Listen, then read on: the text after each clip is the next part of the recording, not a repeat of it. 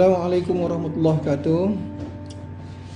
Thank you, the legal firm of Farizam Wan Aisyah and Mubarak, who has appointed me or who has invited me to do this webinar today, Introduction to Business Succession. This is a live audience, no one in front of me. Bear with me, first time I'm doing this sort of thing, so kaku sikit lah. Okay, my topic is business succession, right? So what is business succession? Obviously we are talking about succession ni, berlaku apa yang berlaku tentang kematian, right? Kematian. Succession is normally involve kematian, but when we talk about business succession, it involves a business which has a value lah, ya, right? Oh, sebelum tu maybe you all tak kenal I going straight into this. I pun tak biasa, tak ada orang introduce I ni. let me before I go into the topic per se, let me just introduce myself. I'm Dr Aziz Hassan. Okay, I'm a lawyer by qualification. I have a doctorate in business administration, specializing in family business succession. I'm also having a postgraduate diploma in Sharia law and practice. So I know about Fara'id, I know about Saka. In fact, in my legal practice, that's what my specialized area is. I'm also a certified financial planner and Islamic financial planner. So for those in the audience who know about financial planning, who are financial consultants, financial planning consultants, well, we speak the same language basically, yeah. So I'm here to share my knowledge, right? I started as a lawyer in 1986, practice, and then in 2007 I pursued my masters in financial planning and management accounting. I continued with my doctorate sampai 2013,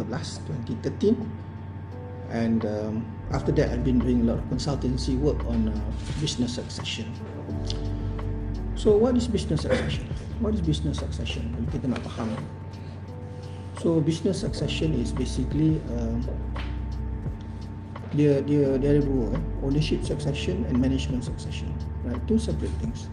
Ownership succession ni is about transferring of shares, ownership to the next generation, right? Or depending on whether it's a family business or non-family business. Management succession is about who manages the company, right? And selalunya it's an HR issue, right? It's a human resource issue. Siapa yang manage or control the company when the transition goes? There's a CEO, and if he dies or he retires, siapa yang ganti dia, right? So that is what management succession is all about, right? But what we're going to talk today more is about ownership succession, right? And ownership succession is dependent on whether it's a family or non-family business. So dua perkara yang berlainan, ya. Family or non-family business, right? So family business is about passing on to the next generation, future generation, yeah. Basically what we call G1, G2, first generation, second generation, right? And non-family business is normally a business which is not related by blood, right? And there are different implications for different types of succession, ownership succession, right? This is different, right? So family business ni, there are different types of family business. There is the husband wife, there is parent child, say sibling, right? And sometimes a lot of this family business, they start as a sole ownership. You know, someone just starts, and then down the road after 10 years they are a bit more successful, then they start thinking about whether they are going to sell the business when they retire or they are going to pass on to their children, right? So depending on how you plan your business, your succession will follow. So the first thing here is, any business, when you talk about succession, it must have value. Kalau bisnes ni hidup segan mati tak mau, nak bagi ke anak-anak pun tak mau, right? So the first criteria is it must be successful. And normally for companies to be successful, it must have value. Maknanya kalau kita nak jual, ada orang nak beli, right? There must be value in the business, and it's not something which you're still trying to break even every month, right? Of course, what creates value? How do you value a company, right? Valuation is a specialized knowledge, and normally accountants do this. And how do you value a company? It depends on the type of industry. Is it a service-based industry? Is it a manufacturing industry? Is it a distribution? Is it manufacturing? Is it property-based? So there are different types of valuation for different types of company. But at the end of the day, the industry itself will know what the value of the company is, right? So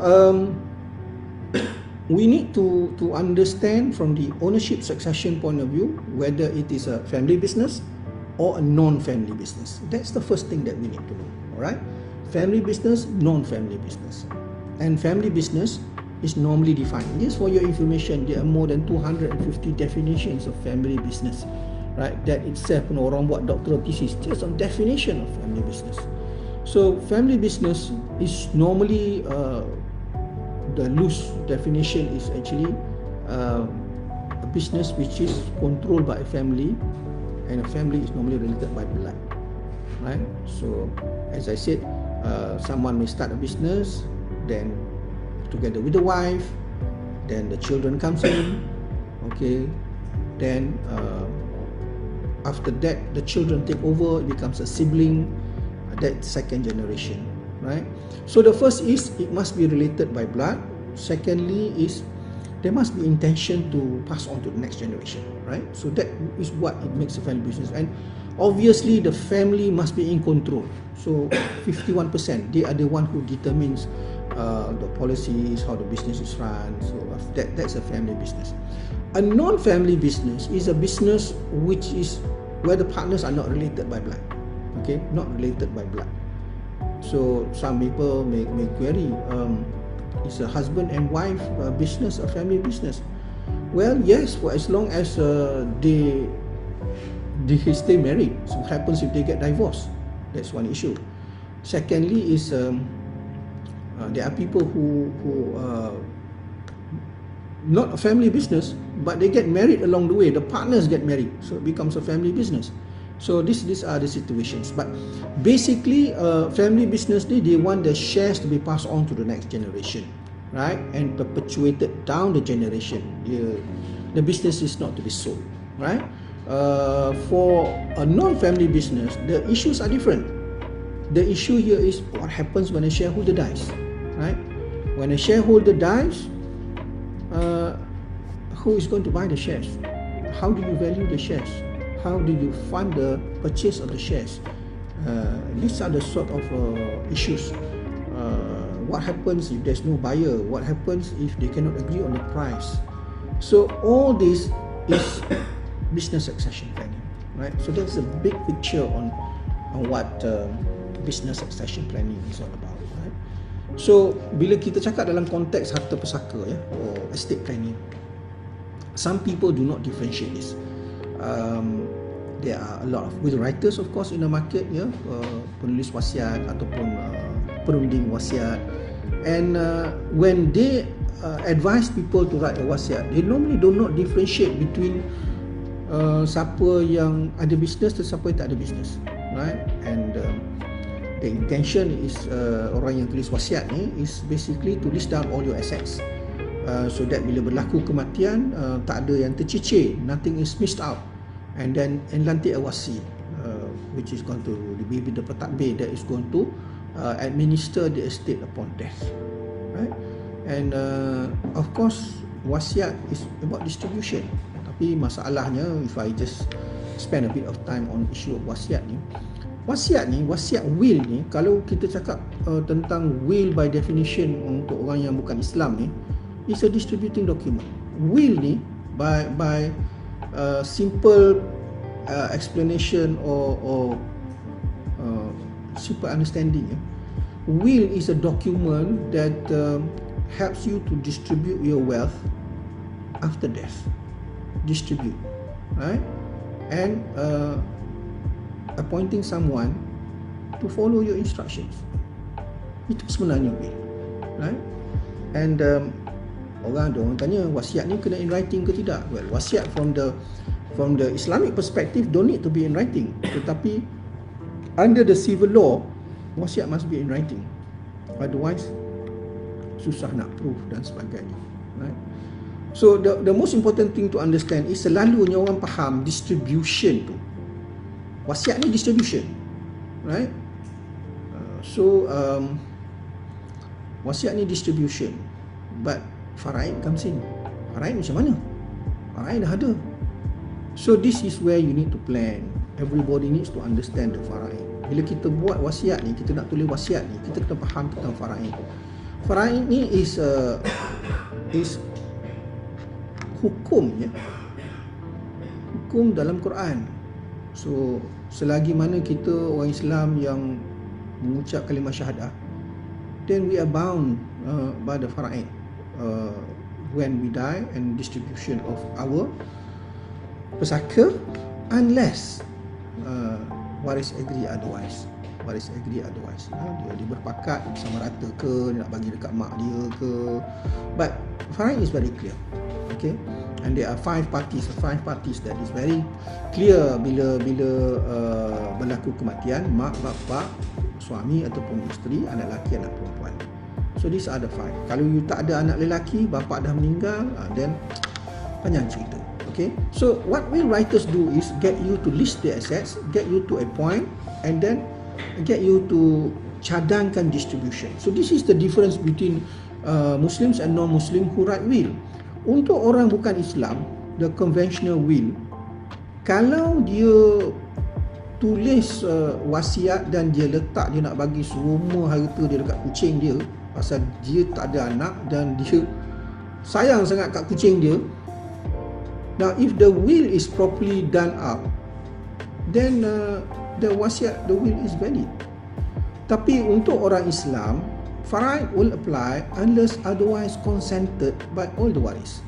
So kalau hamba Allah ni nak bagi kat kucing dia, tapi dia ada waris. Waris ni mesti ada, ya. Waris ni kalau kita tak ada anak, pergi ke adik-beradik. Kalau tak ada adik-beradik, it will go to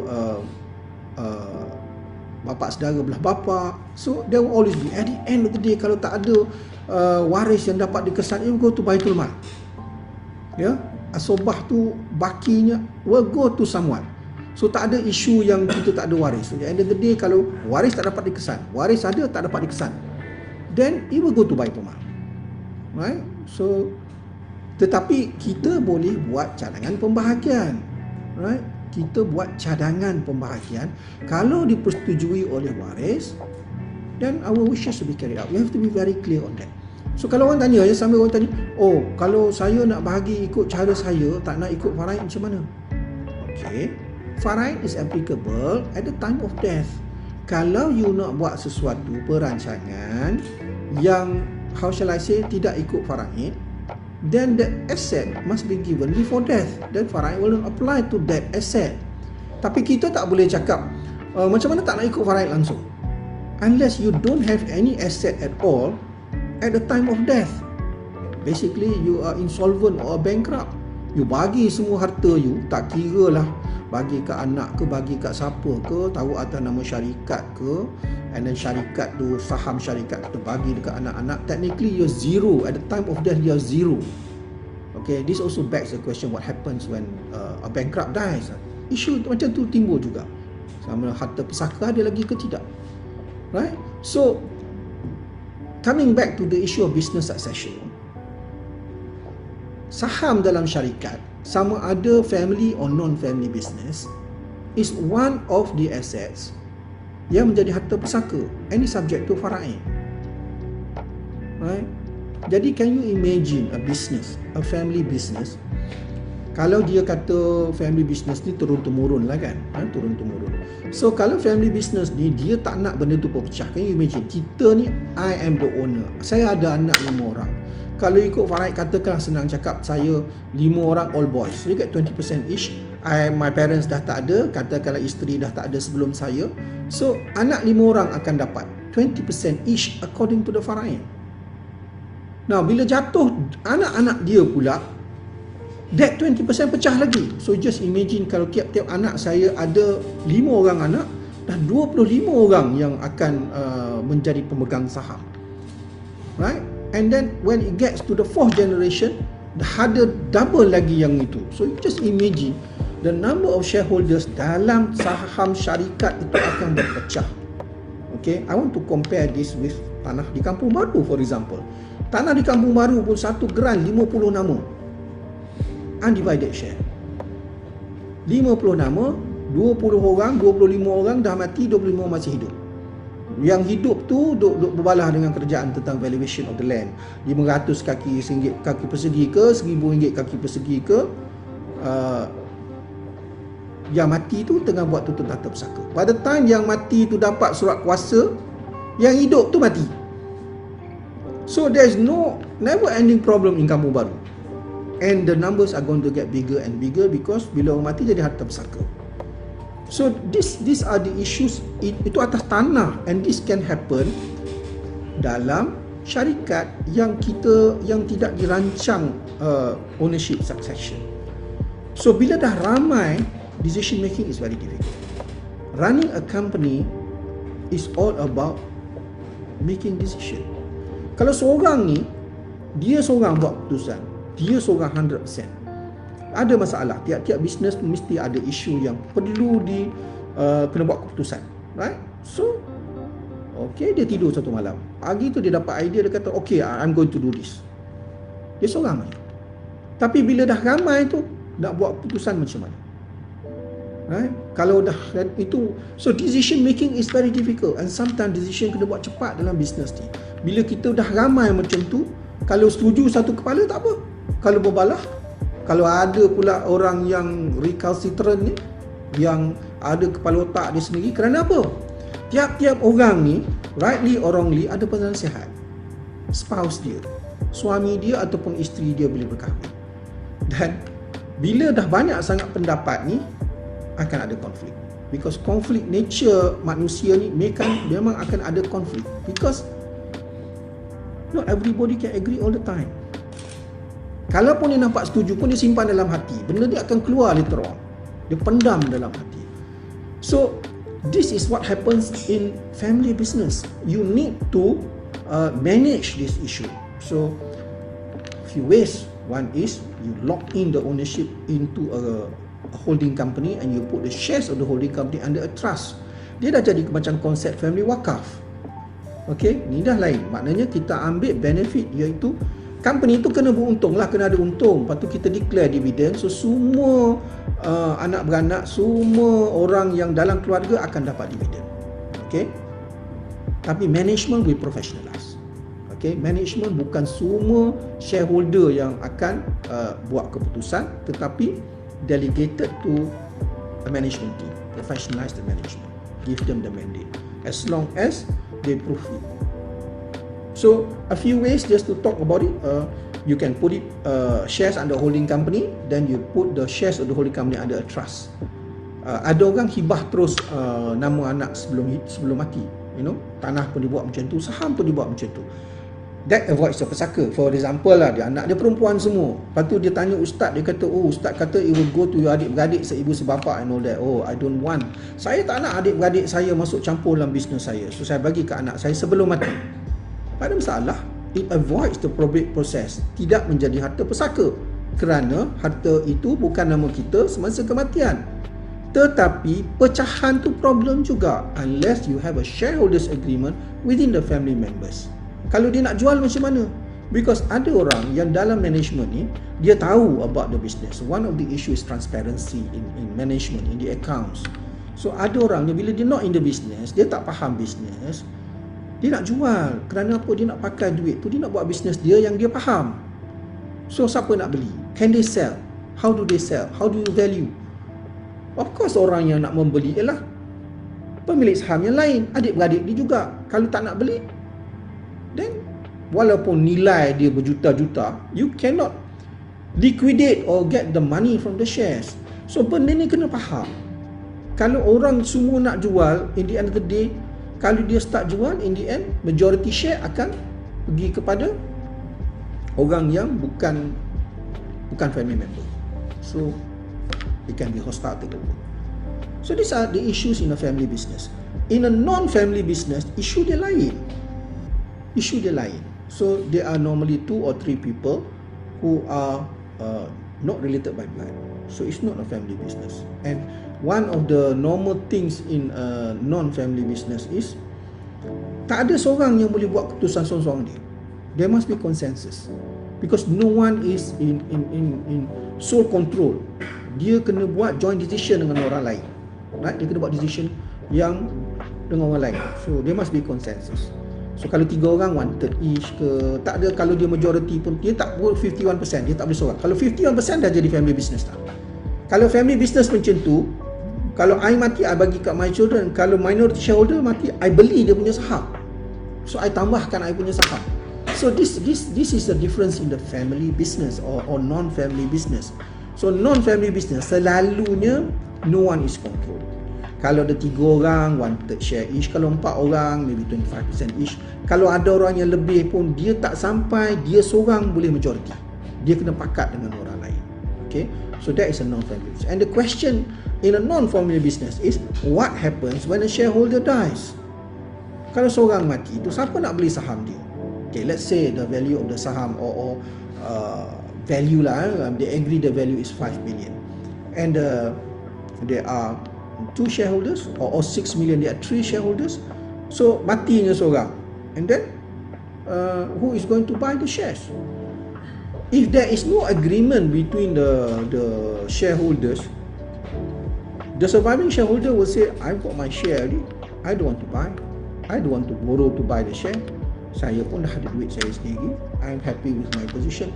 So that 2 million worth of shares tak ada orang nak beli. Orang luar nak beli pun dia tak tahu macam mana nilai. Lepas tu business tu pun satu, unless it is a competitor wants to come in. Itu of course lain cerita lah, silat-silat hiburan kena taking over the whole thing. Yeah. So different issues arise in a non-family business. Okay, what are the different issues? Who is going to buy? How do you value?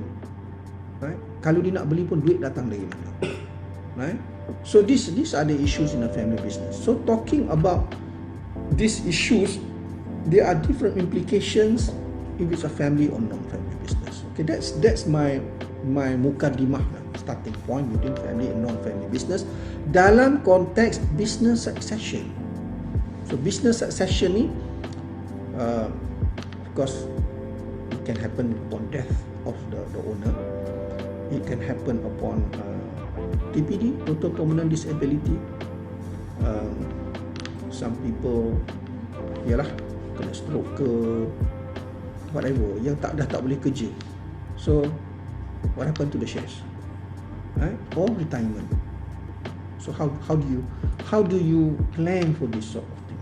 So different implications for different itu. I don't think I can cover everything today, but I don't know, I'm just talking. I want to provoke you all into thinking about this. Yang penting you all faham isu-isu ni. Bila kita nak cari penyelesaian kepada masalah, the first thing we have to do is to understand the problem. You can't find a solution if you don't understand the problem. And to understand the problem, you have to understand what are the issues. And of course, banyak sangat isu ni, you need to know what is the priority that you are going to go. And then you got to find the right people to, yalah macam kita jumpa doktor lah kan. Kalau kita sakit jantung, jangan pergi jumpa doktor sakit kulit. Dia different specialization. Lawyer pun banyak jenis. Lawyer yang pergi mahkamah, lawyer korporat. So you need to know the type of people. And then penyakit kita berat ke tak berat. Right? And one of the issues in business succession is about macam especially family is whether there's internal conflict already in the business. So these are the issues that come up. Right? So let me just run through this. I've got some slides at the back. Tak tahulah you all boleh nampak ke tidak. Okay, but when we talk about succession, we talk about ownership transition, and we talk about leadership transfer. These are the two issues in succession: ownership transition, leadership transfer. Tetapi yang kita kena faham ni, the golden rule here is who owns control, right? Who owns control, right? Kalau kita tengok business structure, yang start dulu orang yang keluar duit, right? Dia ada owner of the company, dia keluarkan duit, dia ada shareholders. This shareholder appoint the board director, mungkin dia juga, ataupun dia mungkin appoint orang lain. So the board of directors are appointed by the shareholders. They represent the shareholders and they decide apa business nak buat, apa policy nak buat dan sebagainya. Okay, how to do the business, alright, based on the investment duit yang dibagi oleh shareholder. Then they appoint the management. The management execute the policies of the board. So dia ada tiga: shareholder, board of directors dan management. In smaller companies, the same people control all three. Shareholder pun dia, board of director pun dia, executive position pun dia. Dia executive chairman and majority shareholder of the company. So dia control semua. So bila kita cakap tentang succession, okay, kita cakap tentang succession, we talking about ownership transition. Ownership, that means the shareholding tadi, and leadership transfer. Who is going to manage the company, right? So these are the issues when we talk about succession, right?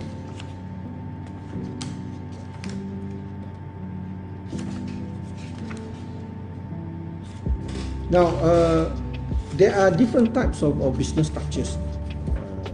So proprietor, partnership, private limited companies, berhad companies, and companies that are listed and companies that are not listed. So my focus is to talk about business succession of private limited companies, right?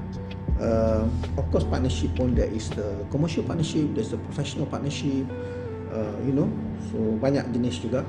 So proprietor pun ada yang professional, ada yang commercial dan sebagainya. So kita kena fokus. I am concentrating more on business succession untuk Seminar Berhad. Okay, Seminar Berhad. Now, I want to go into the non-family business. Okay, non-family business. We talk about the succession dilemma of non-family business. Okay, succession dilemma. Now, what happens when a shareholder dies? Okay, what happens when a shareholder dies? Now, the first thing here is become saka-pesaka lah. Okay, and then anak-anak dia akan fikir, apa nak buat dengan saham bapa ni? What is the value? How do we sell? How do we translate that? Because bila seseorang tu meninggal, wasi dia ataupun pentadbir, dia punya kerja is to liquidate the asset, sell lah, use the money to pay debts, bagikan harta. Sebenarnya itu peranan pentadbir pesaka, is to liquidate all the harta pesaka. Bila dia nak liquidate tu, dia akan offer kepada waris-waris dulu, right? But harga market value lah, ataupun yang dipersetujui oleh family members. Mungkin family member ada discount sikit dan sebagainya. So the point here is the pentadbir bila dia tulis orang wasiat tu, dia ada senarai harta, dia ada wishes dia, faraid or otherwise. Dan wasi tu, kalau selalunya bila kita tulis wasiat ni, kita lantik a trustee company lah ya. Trustee company, without mentioning name, there are few trustee companies yang membuat wasiat. Ada Muslim, ada non-Muslim, semua ada. But dia punya peranan ialah untuk call in all the assets, confirm senarai harta semasa kematian, confirm senarai hutang semasa kematian. Kalau orang Islam kita confirm siapa waris through application to CJ Faraid kat Mahkamah Syariah. Then after that, liquidate. first you must have the cash to settle debts. Itu yang paling penting. Kalau cash tak cukup dalam bank untuk bayar credit card, bayar hutang, you got to sell the assets. Sell the asset ni, check what is the valuation. Because kalau wasi tu jual sewenang-wenang dengan harga yang rendah daripada market value, waris boleh saman dia. Right? So itu kerja dia. So one of the issue here is saham syarikat. Saham syarikat ni kalau public listed senang. Kalau public listed, you sell it on the stock exchange. You dapat saham, you dapat duit, you can distribute. Tapi saham private listed ni siapa nak beli? Nilai dia macam mana? Yeah. So this is the issue when we talk about succession planning dalam konteks non-family business. So what happens when a shareholder dies? Itu persoalan yang kita nak cakap hari ni. What happens when a shareholder dies dalam konteks non-family business? So like I say tadi, dia nak jual. Ataupun kalau dia tak nak jual, tiba-tiba dia nak take over. Dia punya saham, father dia punya saham, right? Dia pun nak jadi executive director. Bapak dia dulu gaji 30,000. Dia baru keluar universiti, kena pula sama qualification. But the difference is 30 years experience. Dia ingat dia boleh masuk jadi macam bapak dia, dapat gaji 30,000 sebulan.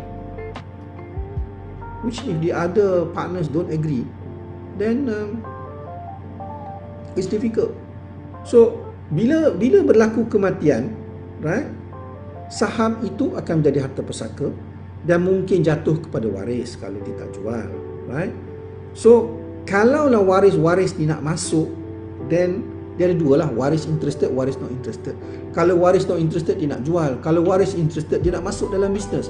Kalau dia masuk dalam bisnes, it may be disruptive to the business, because kalau masuk to learn the business, tak apalah dari bawah. Tapi kalau dia masuk macam nak jadi boss without understanding the whole business, then it's going to severely disrupt the business, and the other partners are not going to be happy. So dia pun mungkin minta benda-benda yang dia tak faham, right? So it may disrupt the business, it may create problem within the business, and it creates a problem with the credibility of the business dan sebagainya. So kalau dia nak jual, macam mana dia nak jual? Siapa nak beli? Kalau the surviving shareholders tu nak beli, kalau dia nak beli, what is the valuation? Right? What is the valuation? Katakanlah ya, I dengan my partner I meninggal. Okay, company is worth 2 million, dia 1 million, I 1 million. So bila dia meninggal, anak dia datang jumpa I, uncle please buy my father share. He said it's worth 1 million. I kata, I don't have 1 million with me. Kalau setakat 50,000, 100,000 boleh lah. But if I buy for 100,000, you may say I be cheating you, trying to take advantage. But I tak salah. So in the end, saham tu tak nak buat apa, right? So even if I want to buy, even if we agree on the value, the issue is funding. How do you fund? And I don't want to borrow at my age, kata I'm 60 plus already, to borrow something which benda yang membebankan. So all this needs to be addressed, right? But at the same time, the family may need the money. So partners nak tolong pun, all this is difficult. Tambah lagi pula kalau orang Islam kita yang ada isteri lebih daripada seorang, isteri tu bergaduh, partner pun pening kepala, nak bayar kepada siapa dan sebagainya, right? So these are the issues, right? The valuation for the share, funding, and dan sebagainya. So dalam konteks ni, how do you plan succession for non-family business? So one way is the partners masa dia masih hidup. So me and my partner, kata kalau dua orang tadi, kita kena ada perjanjian, shareholders agreement. Dalam konteks insurance atau takaful, they call it a buy-sell agreement. Buy-sell agreement ni, perjanjian dia senang. Me and my partner, I will say to my partner, if I die, you buy my share. If you die, I buy your share. So dah ada perjanjian yang mengikat, must buy, you know. Dia bukan baru maybe ke apa ke dan sebagainya. So there is creates a ready market. Kita tak tahu siapa mati dulu. And we can create this not just upon death, upon TPD, retirement, whatever. The shareholder agreement can be quite wide depending on how the parties want to do. So the first thing here is the agreement to buy and sell. If I die, you buy my share. If you die, I buy your share. So that is one of the issues that is very important yang perlu diteliti, that must be addressed by the non-family business shareholders, right? The second thing is, how do you value the shares? How do you value the shares of a company? Now, first is of course paid up capital, and then what is the premium to it. Tapi sebenarnya parties can agree, or they can agree on the value. Value ni pun ada dua. Satu is value at the time of signing. Satu is at the time of death. Death may come many years after we agree. Valuation may be different. So it depends on the parties on how we want to structure this. Kalau kita kata, okay lah, Wak Senang, kita pun tak tahu siapa nak mati dulu. Shares is 1 million each. Let's just say 5 million each lah. Kita value at 10 million. Okay, tak payah. Kalau lebih kurang, kita menghalal. So, we put down 5 million. If I die, you buy my share for 5 million and vice versa. Right? So, first is we agree to buy and sell. Second is we agree on the valuation, on the mechanism to value the shares. And the third is funding mechanism. Senang cakap, nak beli 5 juta. Duit datang dari mana? So one of the things that can be done to fund this is to take takaful. Right? Take takaful. So each party take takaful. If I die, my partner get 5 million. If he dies, I get 5 million. And we must use that money to buy the shares. Right? So kita kena ada agreement, shareholders agreement, ya, yang satu agreement to buy and sell upon death, upon TPD, upon retirement, whatever. Kedua is agree on the value, and ketiga is a funding mechanism. Funding mechanism ni pun kena be quite clear, because some people are not insurable. Dia dah ada penyakit, dia dah tua, too expensive. So how do you fund this? So these are the challenges inside this. You must create a sinking fund. The first thing is to know is the company must be profitable. It must be value. It must be making profit. Kalau tidak nak buat succession sebenarnya tak ada makna. Kan, tak ada makna. And then you must be clear as ada orang ni dia tak declare dividend. Kan? So bila tak declare dia ambil. So sama-sama dia tak ada masalah. But when it gets to the children, kalau tak ada declaration of dividends, it's going to be difficult. Right? Because that is where the shareholders get the money. You must be clear, shareholders get dividends, board of directors get allowances for being bought, management, those people who get salary. So kalau dia tiga-tiga, gaji pun dapat, allowance board director pun dapat, dividend pun dapat. Masalah some businesses ni, dia tak nak declare dividend because dia tak declare untung yang tinggi. So what they do is they create expenses by increasing their gaji or taking benefits from the company dan sebagainya.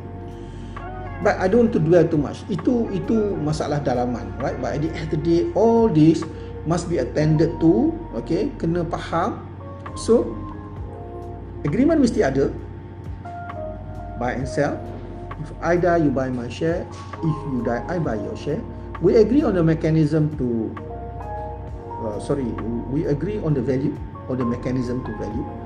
And one way to mechanism to value is actually appointing a third party, someone we deem to be an expert who will give the valuation and everybody agrees at the time of death, because kita pun tak tahu kan, potential dia banyak, benda yang in the pipeline banyak, tapi nothing is realized until it actually happens.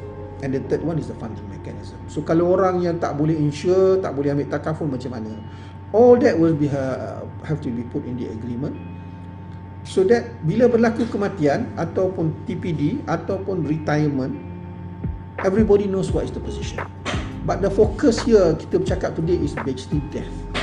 It's just that you need to take into account issue of retirement, issue of total permanent disability also. Right? So these are the three things that we want to talk about when we do business succession for non-family. And just to share with you, I do this sort of consultancy I have a legal firm which does the agreement, but at the same time, because my firm is in KL, but I want to cover this all over, so I'm working with other lawyers who are interested to be part of this ecosystem. So katakan ada orang di Alostar yang nak buat agreement macam ni, I will call up a lawyer friend in Alostar to do the agreement. Okay, and similarly, I'm working with some takaful companies, right, who can do the funding, and I also work with financial consultants. I work with financial advisors who want to work with me, and we can have an arrangement. Okay, and then at the same time, bila buat benda macam ni, kita galakkan orang untuk tulis wasiat at the same time. So wasiat, I work with this will writing companies juga. So we want to share this. So wasiat is wasiat. Tulis wasiat. Ada orang tulis wasiat, ada orang ambil takaful, ada orang buat shareholders agreement. Tapi kalau benda tu tidak berkait for the purposes of succession, then it gets a bit difficult, But remember, harta ni masih menjadi harta pusaka. Apa yang kita buat ialah we are changing the saham into money. Duit yang diterima tu, harta pusaka, kena bagi ikut faraid juga. So katakan orang tu kata, macam mana saya nak buat duit tu, saya nak bagi kepada anak perempuan saya saja, anak-anak saya saja, I don't want anybody to get, then it cannot be harta pusaka. Then you need to, basically we need to do a trust structure sebelum mati, so that harta tu tidak jadi harta pusaka. Bila dapat duit tu, then be distributed according to the terms of the trust to whoever you want. Tapi kena buat sebelum mati. Kalau this normal yang I duk cakap tadi, ialah basically kita hanya ubah saham tu jadi duit. Kalau dulu harta pusaka tu, saham tu jadi harta pusaka, saham jadi harta pusaka. Sekarang bila kita exchange this under the agreement, duit tu jadi harta pusaka. So at least it's liquidated. Kita boleh buat bayar hutang, kita boleh buat distribution dan sebagainya. That is the whole purpose of this business succession for non-family business. Okay. Now, like I say, I cannot cover this everything. I don't know. Maybe this session we will continue at another level. I like to go into case studies some later time. Maybe we can do one case study as we go along, and I tambah rather than I don't cakap seorang macam ni, and I don't know how people are reacting. So those who are interested may have issues, they can send to me, and then we can discuss in this forum as we go along. I think that's a better way to learn, be it family or non-family business, because for the non-family business, it's quite structured. You must do the shareholders agreement. You must take the takaful as a funding mechanism, and at the same time, kalaulah funding mechanism tak cukup, for example, because nak ambil funding mechanism, cash flow issue, you need to pay for it every year or every 6 months or whatever. So yang nak bayar ni company, so company may has cash flow issue. Kalau tak bayar macam mana, kalau dia ambil kurang macam mana. So what happens if there's a shortfall, what happens if it's not insurable, all this need to be taken into account. And wasiat ni, we need to do a wasiat as to complete the whole process. The alternative, of course, is trust. Okay, we're also working with some trustee companies. So depending on the issues involved lah. Alright. So hari ni banyak cakap tentang non-family business, but there's a question here. Macam mana kalau family business, kesemua yang terlibat dalam bisnes itu meninggal? Surviving family hanya orang yang tiada kaitan dengan bisnes. Apa akan jadi dengan bisnes tersebut? Apa yang waris boleh buat tentang bisnes tersebut? Okay, let me repeat the question again. Macam mana kalau family business, semua yang terlibat tu meninggal? Okay, yang meninggal ni, I don't know whether meninggal satu-satu atau meninggal semua macam kapal terbang jatuh, semua meninggal, right? Surviving shareholder tiada kaitan dengan business. They don't know how to run the business.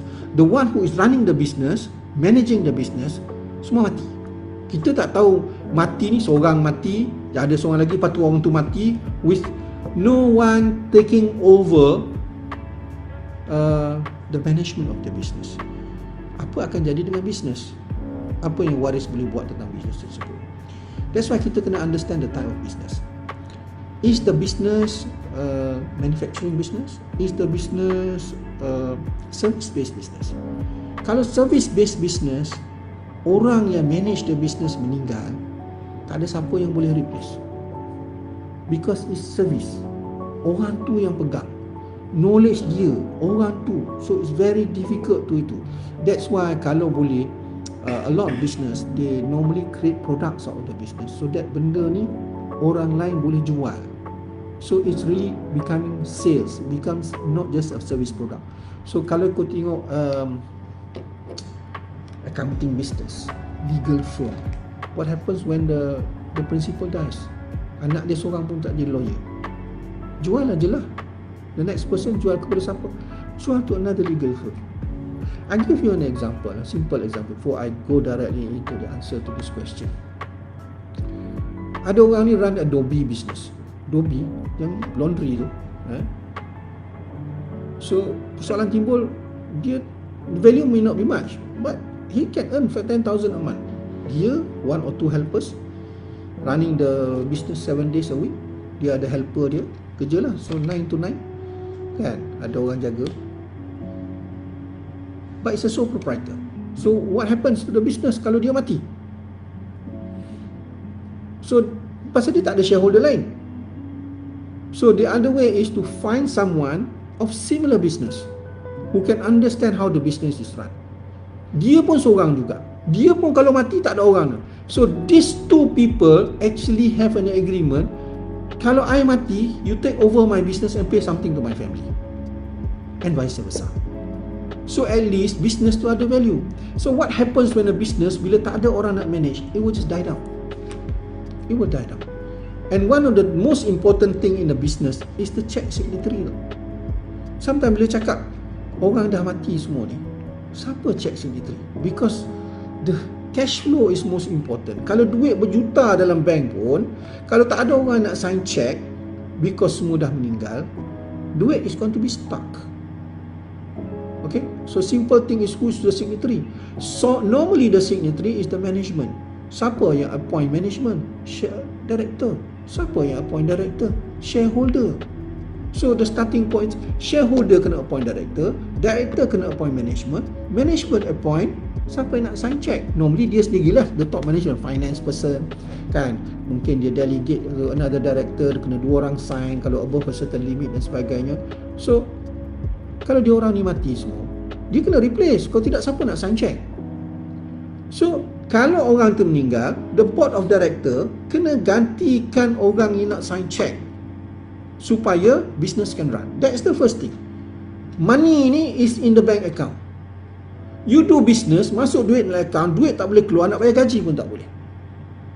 So what happens when there is no one managing? Who is going to manage the business? So you have to differentiate running the business, the technical ability, general running of the finance people, signing the check, understanding cash flow in and out. So bila kita kata balik di sini, semua orang yang terlibat dalam bisnes itu meninggal, surviving shareholder tiada kaitan, you got to find someone who is in similar business and get that one to at least manage it before you decide what you want to do with the business. Dia selalu macam ni lah ya. In any business, there will always be the management who can take care of the business. Sebenarnya dia digajikan. Dia tak buka bisnes dia pasal dia tak ada duit. Dalam keadaan macam ni, this is what is best, is what is called a management buyout. Management tu, staff yang direndah. Bila kita kata di sini, surviving shareholder semua mati. Tapi management tu siapa? Management bukan family tu. Kalau dia boleh run, pasal dia dah tengok bos dia run semua, dia pun dah kenal semua kontak, dia yang beli. Cara bayar akan be staggered lah, but at least you got someone to run the business. The business can continue. If not, the business collapse. Kalau business collapse tak ada hutang tak apa. Kalau business collapse, business ada hutang, you tengok guarantor. If there's bank loans to be paid dan sebagainya, then worst case scenario, the business will be wound up either through a creditor, tax dan sebagainya. That is the worst case scenario. Tapi apa yang kita nak tahu di sini ni bukan isu apa akan jadi dengan bisnes. Bisnes tu ada nilai ke tidak, first of all? Has the business got value? That means ada tak orang yang nak beli? Cara nak bayar tu lain cerita. So that is the first question. So I read this thing again. Macam mana kalau family business? Family business, that means everything is owned by the family, ataupun at least 51% is owned by the family, in control. Semua meninggal. I am not to meninggal ni, semua meninggal same time. Maknanya macam kapal terbang jatuh, semua mati. Ataupun satu meninggal, tetapi the last one tak buat apa-apa pun untuk cari pengganti dia. Right? Tak ada orang nak mengganti dia. Dia tahu when he goes, this business akan tutup. Pasal tak ada pengganti. Kalau tahu macam tu, dia kena prepare. Otherwise, might as well sell the business before he dies. Whatever the value. But the question here is, semua meninggal, surviving family, tiada kaitan dengan bisnes. Apa akan jadi dengan bisnes? Simple answer, tutup bisnes. That's a simple answer. Business will close. Unless there is people in the business, non-family, who is willing to take over. Because they know they can run the business. They can run the business. All they need is money. Okay, the contacts are all there. So, either people from inside the business, non-family members, management buyout, ataupun orang luar, close family members who understand the business or who understand at least the finance side of the business. Because finance side will control the money. Then you find the technical people to run the business or to sell the business. Because kalau you tak buat apa, the value will go down. So you need someone to, how should I say, damage control. Damage control, then the first thing you have to do is the finance people must come in. What is the cash flow position of the company? Dia boleh bayar tak staff tiap-tiap bulan. Second one is the legal people. Right? So you anticipate suits that is coming in and protect it before it gets worse, before someone winds it up and tries to do that. Kalau company tu ada lesen, company ada nilai, then you try to sell so that you just take benefit. Since you cannot run the business, just sell it off. People can benefit, you get something. Right? Apa yang waris boleh buat? Sell the business. Because you cannot run the business. Cannot run, don't want to run. Dua perkara yang lainnya. Cannot run, don't know how to run. Tapi want to run, cari orang, cari duit, you got shares, sacrifice some of your shares so that the business can turn around. So this is not an easy solution. Sebab banyak berlaku. So bila tak tahu, memang tutup macam tu je lah. No one cares. And then nama company yang besar-besar pun tutup macam tu because no one cares. Kalau care pun, they don't want to get their hands dirty because it is really messy bila jadi macam tu. Kita tak tahu kat mana tiba-tiba all debts dan sebagainya dan all sorts of things. So really, what is the value? Ada potential, ada orang nak beli. Kalau tidak, tak padan lah. Semua orang ambil apa yang boleh. Let the ship sink. Right?